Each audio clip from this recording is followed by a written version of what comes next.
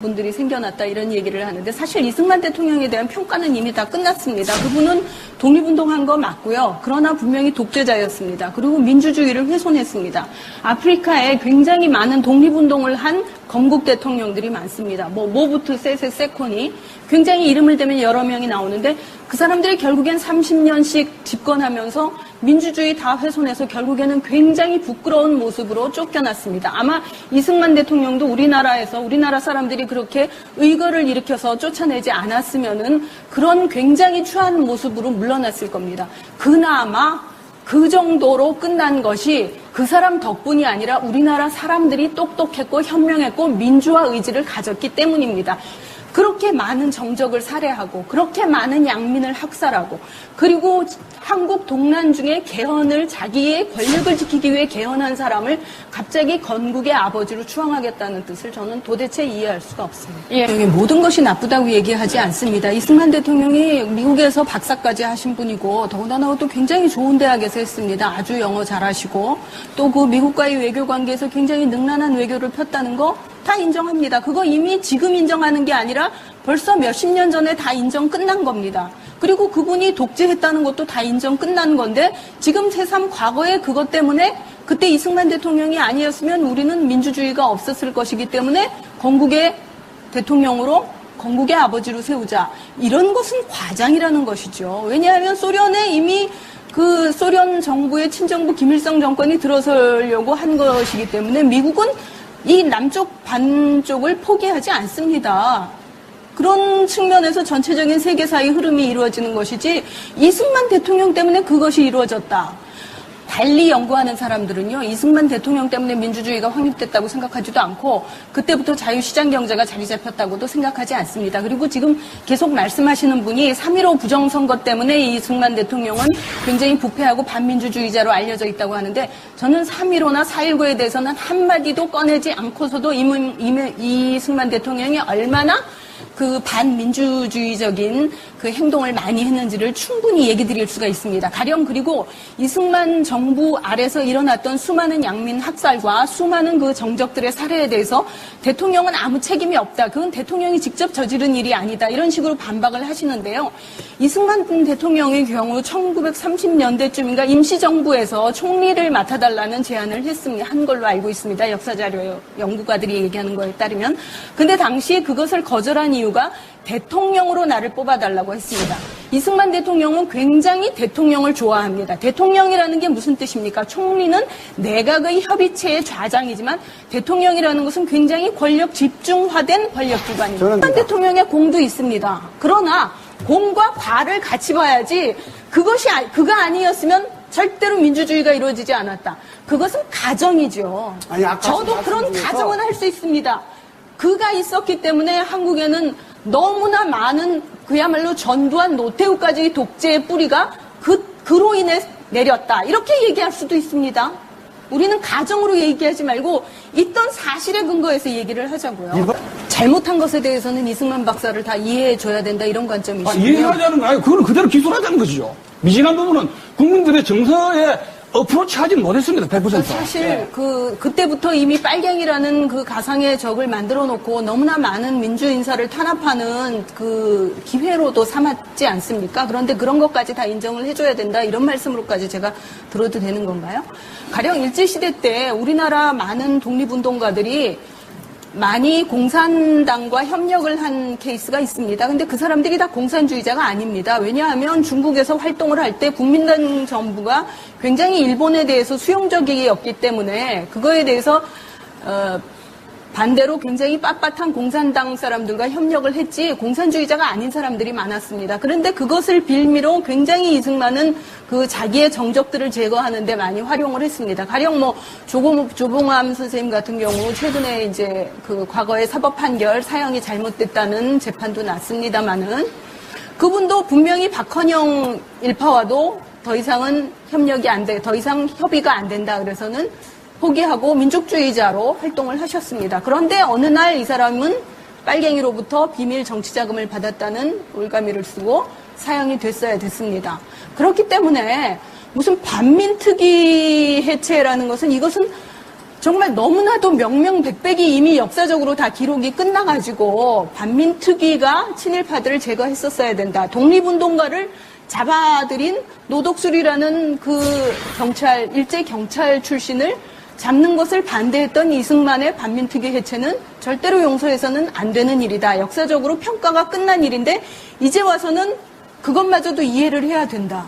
그런 말씀이십니까? 그리고 아니, 그러니까 자꾸 민주주의를 지켰다 그러는데 민주주의가 헌법, 뭘 헌법이, 얘기하시는 헌법에, 겁니까? 민주주의라는 거는 줬어요. 사람들의 의견을 존중하는 데서 집회, 의견 결사, 출판의 자유가 있는 게 민주주의입니다. 맞습니다.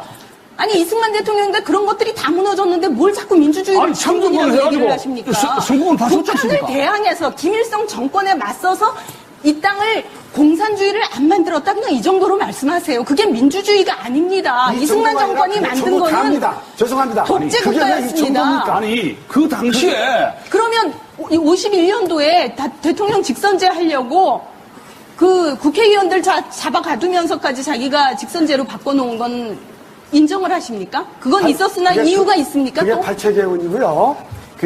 그 말씀 하시는데. 그다음에 4.4.5 개헌도 이유가 있고 명분이 있는 운동방아 겁니까? 얘기를 제가 하나 다 못했어요. 얘기를 자꾸 듣다 보니까요. 스페인의 프랑코 총통하고요. 칠레의 피노체트가 떠오릅니다. 프랑코도 국가의 혼란을 막기 위해서 진압을 해가지고 독재를 했습니다. 프랑코는요. 나중에는 뭐 정치 사람들이 만족할 만큼 그렇게 심한 학살도 없이 순탄하게 이끌어다가 왕정을 만들어가지고 이양까지 잘했습니다. 그러나 프랑코를 스페인에서 그렇게 추앙한다는 얘기를 좀 들어본 바가 없습니다.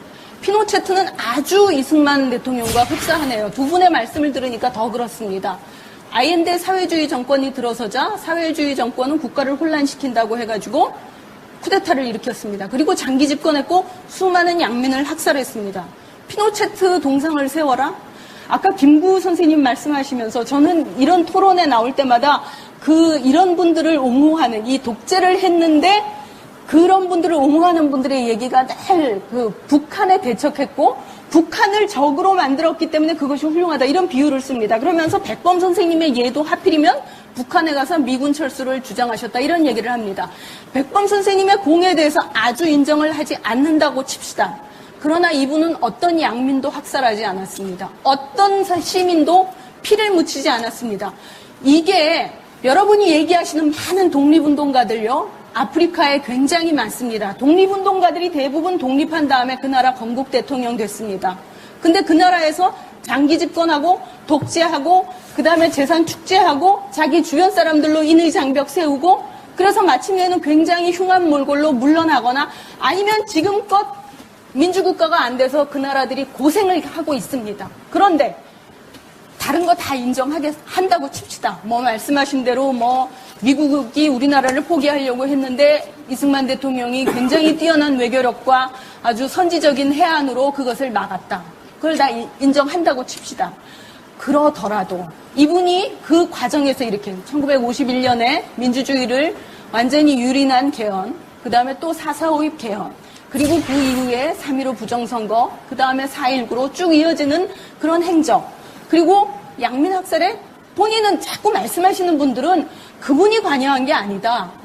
그 다음에 좌우익의 싸움에서 좌익이 득세하기 위해서 불가피했다. 절대로 그렇게 얘기하지 마십시오. 사람의 생명을 가지고 그렇게 말씀하시는 거 아닙니다. 이게 정말 우리가 100년 뒤, 200년 뒤 우리가 한 발언이 어떻게 기록될까를 좀 생각을 하셨으면 좋겠습니다.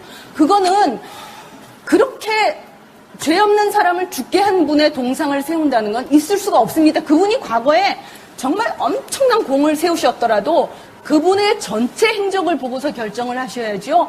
그리고 그 피해자 유족들이 또 피해자 자신이 아직도 살아있습니다.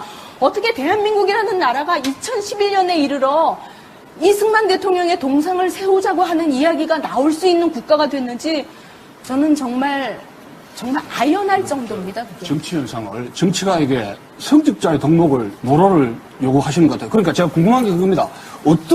대한민국에서 어떤 정치가가 가장 훌륭했고 어떤 정책이 가장 이상적인 정책이었다고 보시는지 제가 궁금합니다. 저희는 지금 이승만 대통령의 공과에 아니, 대해서 다른 이야기하고 대통령과 있습니다. 다른 인권 정책을 잘하신 분이 어떤 분인지 좀 아니 그 묻고 얘기를 싶어요, 하시면 진짜. 말꼬리를 잡으실 것 아니, 같아서 그게 아니고 아니요 비교를 하고 이승만 싶은 거예요. 대통령의 공과만 얘기를 하시죠.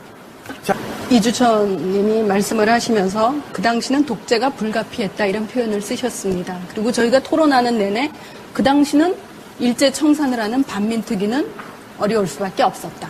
그 당시는 좌우의 대립 때문에 양민 학살도 불가피했다는 말씀이시죠?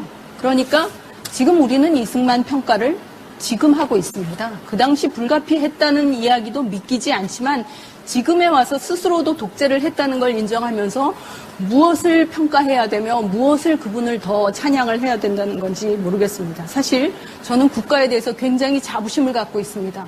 우리나라가 이렇게 민주국가가 된 것에 대해서 매우 감사합니다. 그리고 그렇게 독재자들을 위해 독재를 없애기 위해 피를 흘리신 분들에게 늘 감사하고 죄송합니다.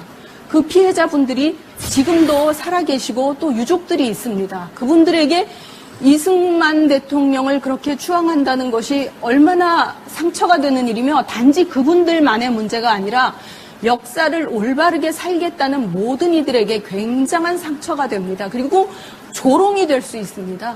저는 아까 4.19 유족들하고 이승만 유족들 사이 화해 얘기를 하는데 왜 4.19 유족들이 이승만 유족으로부터 화해를 하면 모든 게 끝났습니까? 그거 아닙니다. 유족들이 다 화해하고 사과받아도 이승만에 대한 평가는 그저 그대로 있는 그대로일 뿐입니다. 우리가 정치가를 판단할 때는 그 사람이 얼마나 민주주의를 잘 확립했느냐, 그리고 그 사람이 얼마나 인권을 잘 지켰느냐를 그게 가장 중요한 잣대입니다. 민주주의가 뭡니까? 집회, 언론, 결사의 자유가 있는 겁니다. 그거 이승만 대통령 지키지 않았습니다.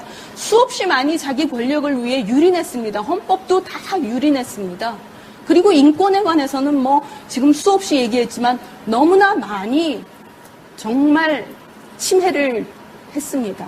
그런 분에 대해서 이제 와서 어떤 공을 더 세우겠다는 건지 저는 정말 의문입니다. 네, 이승만 전 대통령에 대해서 건국 대통령으로 정당한 재평가가 이루어져야 한다라고 생각하시는 분 푸른색으로 의견을 표현하실 거고요.